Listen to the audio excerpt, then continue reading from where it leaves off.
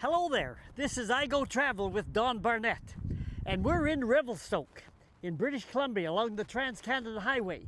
And what say we go up the mountain and take a ride down on that single track mountain pipe roller coaster kind of a machine. And we'll also stop in the downtown, take a look at the downtown, and then we'll go over to the gondola lift and ride that big lift up the mountain, and then ride that coaster down to the bottom. And if you're scared, just keep your eyes closed and hope for the best. I included parts of Revelstoke in another video or two on the Trans-Canada Highway and Rogers Pass. And you can find those in this same playlist on YouTube. In this video, we will get a chance to see a little more of Revelstoke. Revelstoke is a railroad town, and the Canadian Pacific Main Line runs close to the downtown area. While we are here, let's take a look at the downtown area before we go up to the ski hill. It is a very tourist-oriented downtown with numerous high-end retail outlets and eating-out places. The city is experiencing a phase of rapid expansion with construction and new large residential buildings all over the place and up toward the ski hill. There is a paved bike trail between the downtown and the base of the ski hill. And you do see bikes everywhere. And nice paintings like these on the wall in some places. These are paintings of indigenous people, flowers up in the national park area, fish in the river. And it looks like a train on the tracks, all part of Revelstoke. This is grizzly bear country, so there are a few statues and paintings of the big bear in the downtown area. Nice statues. The community was originally called Farwell, but a financier with deep pockets helped finance the Canadian Pacific Railway in the area. And the name, therefore, was changed to his name, Revelstoke. Mining and forestry were active in the early days, but Revelstoke, as a major point on the cross-Canada Canadian Pacific Railway, was the main basis for the town. Snowfall in winter is heavy. It is the location of the world's only inland temperate rainforest with old cedar and hemlock forests. Back in 1910, 58 railway workers were killed in a giant snow avalanche, the largest, deadliest snow avalanche accident in Canadian history.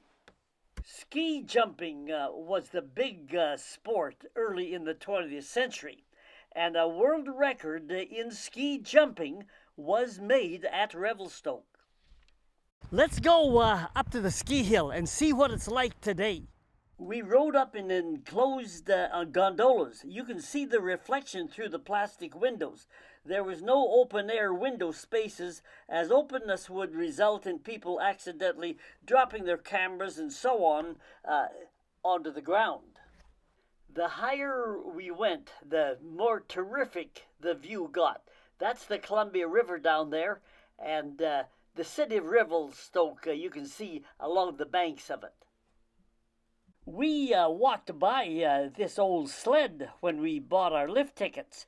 I assumed it was just a sled for kids to ride, so I paid not much attention to it. If I had paid attention a little closer, I might have noticed that you could ride down part of the mountain on a sled like this. But I was only interested in the ride up the mountain at this point. We bought our tickets and up we went. I moved the camera around to get some clearer pictures. The Columbia River starts north and west of here in the Rocky Mountains, this side of Jasper, Alberta, and flows south into the U.S. before spilling into the Pacific Ocean at the boundary between the American states of Washington and Oregon. It is an international river between Canada and the U.S., and there is always debate over who uses the water more and how much should one country compensate the other. There are several dams along the river and one right here at Revelstoke. Revelstoke also is the location of Revelstoke National Park, which also draws a lot of visitors. Whoa, a little noise when those cable attachments bump over the rolling wheels. In the distance there, we could see the runway of the Revelstoke Airport. I was not convinced I liked the rumble of the cable car passing over the wheels on the top of the towers, but it was safe. We got off the cable car briefly partway up the mountain. That is when I noticed these blue sleds, like the old yellow one down where we had bought our tickets. And that is when I found out that adults could ride those sleds down the mountain. Suddenly, I was interested. I kept seeing this pipe-looking thing. I thought it was a water pipe at first, but that was the monorail that I was going to ride down the lower part of the mountain on. The mountain was leveling off, which meant we were getting near the top. You can see some trails, some hiking trails and bicycling trails down below there as those trails wind down the mountain, and it's a great bike riding summertime activity. And we are at the last station. We are at the top of the chairlift, and I'll just scan the mountain range here. Still snow year-round on the tops of these mountains. That's Mt Begbie, the highest peak in the area. You felt like you were on the top of the world, and they had a nice eating area, big platform deck area out there. Here is Mt Begbie again.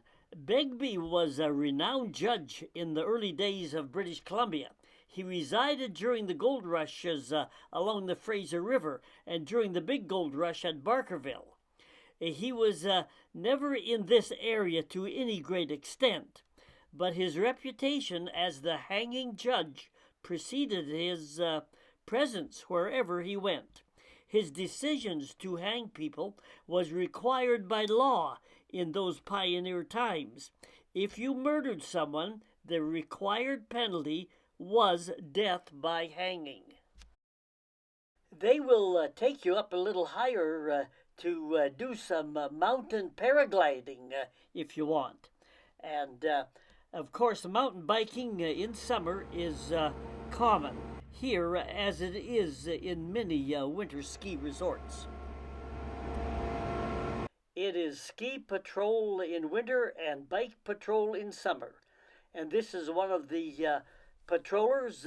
They ride the trails every day.